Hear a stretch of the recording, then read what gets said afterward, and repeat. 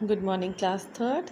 तो बच्चों सब्जेक्ट है आपका social studies. So please open your social studies book. और इसमें हम क्या पढ़ेंगे, तो बुक ओपन करिए और उसमें देखिए आज हमने क्या पढ़ना है। तो देखते हैं, आज हम पढ़ने जा रहे हैं न्यू लेसन, जो कि है हमारा 2.02। ठीक है, ये देख रहे हैं आप। तो देख लीजिए, आप भी बुक ओपन कर लीजिए और पेज नंबर है आपका 17 और लेसन है आपका 2.02 India the surface of its land. तो लेसन का नाम है India the surface of its land, Bharat देश, इंडिया भारत। तो हम पढ़ने जा रहे हैं आज हमारे भारत देश के जो लैंड है उसके सरफेस के बारे में। सरफेस किसे कहते हैं? आउटर पार्ट ऑफ एनीथिंग, किसी भी चीज़ का जो ऊपरी सतह होती है, सतह, सरफेस मतलब होता है सतह। तो आज हम उसी के ही लैंड के सरफेस के बारे में पढ़ने जा रहे हैं। तो आप अपनी बुक ओपन करिए, page number 17, lesson number 2.02, lesson name India the surface of its land. तो स्टार्ट करते हैं हम लेसन। साथ ही साथ आप भी इसको मेरे साथ बोलेंगे, ठीक है? रिपीट करेंगे, जैसे मैं यहाँ से बोल रही हूँ आपने भी वो वर्ड्स रिपीट करने हैं। तो देखिए, इंडिया इज़ अ, स्टार्टिंग से देखना शुरू करिए। India is a big country, full stop. It's land surface is not the same everywhere. It has different types of landforms. There are hills, comma, mountains, comma, plains, comma, plateaus, comma, rocks and even sandy desert. जो हमारी India है वो कैसी country है? Is a big country, बहुत बड़ी country है, बहुत बड़ा देश है। It's land surface is not the same everywhere. हम बात कर रहे हैं इसके लैंड सरफेस की, इसकी जो लैंड है, जो धरती है, इसकी जो सतह है उसके बारे में हम बात कर रहे हैं। इसकी जो सतह है धरती की, जो लैंड की सरफेस है, वो सभी जगह सेम नहीं है, ठीक है? सभी जगह पर वो सेम नहीं है। It has different types of land forms.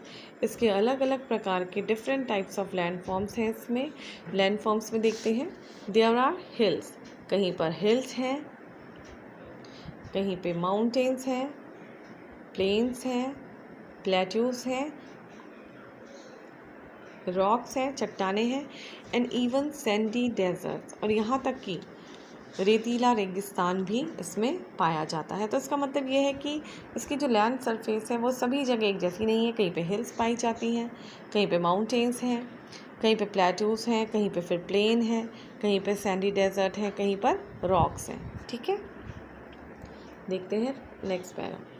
We can put India's land forms into 4 main groups. हम इसके लैंड फॉर्म को, हम अपने देश के जो लैंड फॉर्म है उसको 4 पार्ट्स में बांट सकते हैं। 4 पार्ट में क्या कर सकते हैं? 4 मेन ग्रुप्स में इसको रख सकते हैं। तो देखते हैं पहला क्या है। द हिमालयन रेंज, पहला है Himalayan range. Then the northern range, then the Deccan Plateau, then fourth the coastal plains। तो हमने इसके लैंड फॉर्म को 4 भागों में बांटा है। हिमालयन रेंज है, नदर्न प्लेन्स है, डेक्कन प्लेटू है और कोस्टल प्लेन्स है। देखते हैं हिमालयन रेंज में क्या होता है। The Himalayan range, next para देखिए, new topic, Himalayan range.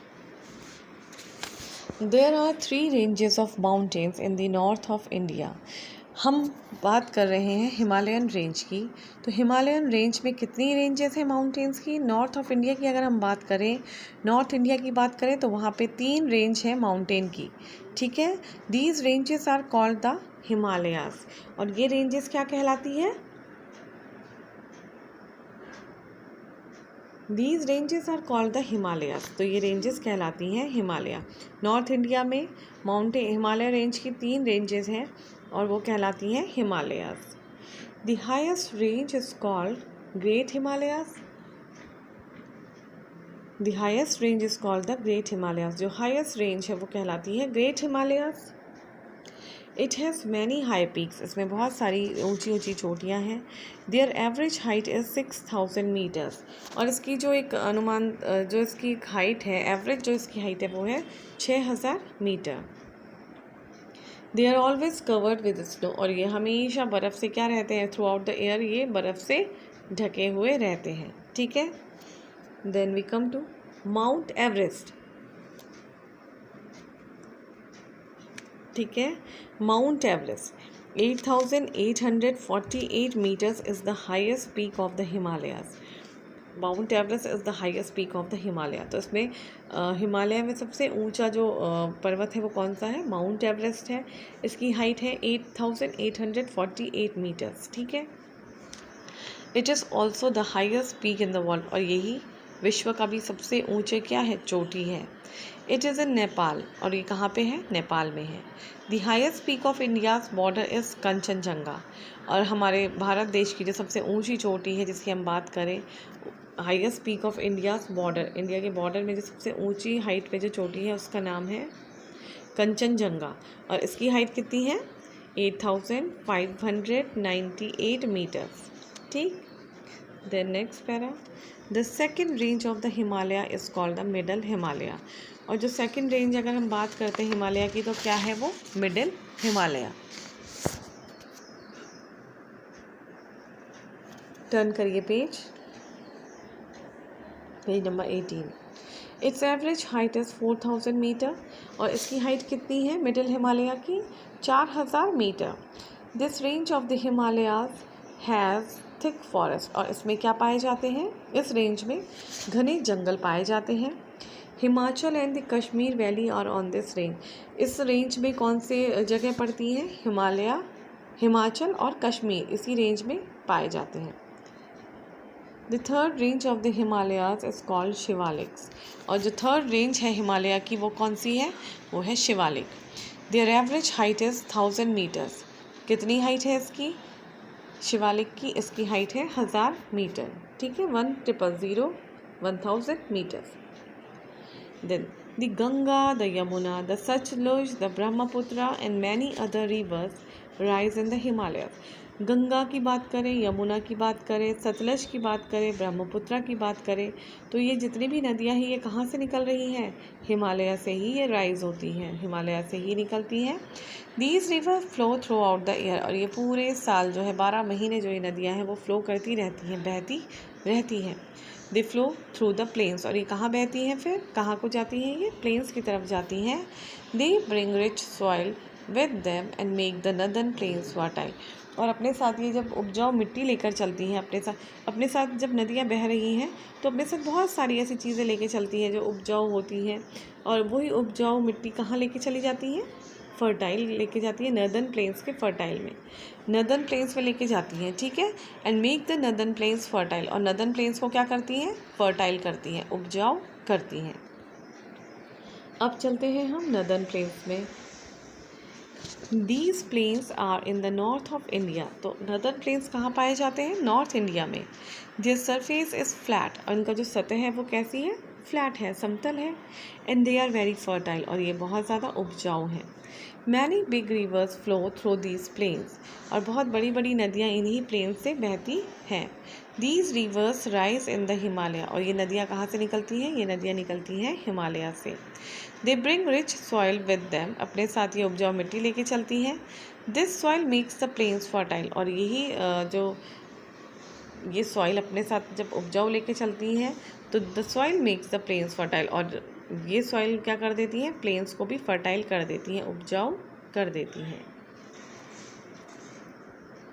The northern plains are about 2500 kilometre in length, जो नर्दर्न प्लेन्स होते हैं वो कितने प्लेन्स आर अबाउट, इनकी लेंथ कितनी होती है, northern plains are about 2500 kilometre in length, लंबाई है इनकी 2500 kilometre, and 400 to 600 kilometre in the width, और इनकी जो वर्थ है मतलब चौड़ाई है वो कितनी है, 400 से 600 किलोमीटर की इनकी चौड़ाई है, 2500 किलोमीटर इनकी लंबाई है। They form about 1/3 of India's land surface, और ये हमारे लैंड सरफेस, हमारे इंडिया के लैंड सरफेस का कितना भाग बनाते हैं, 1/3 भाग इनसे बनता है। They are very hot in summer and very cold in winter.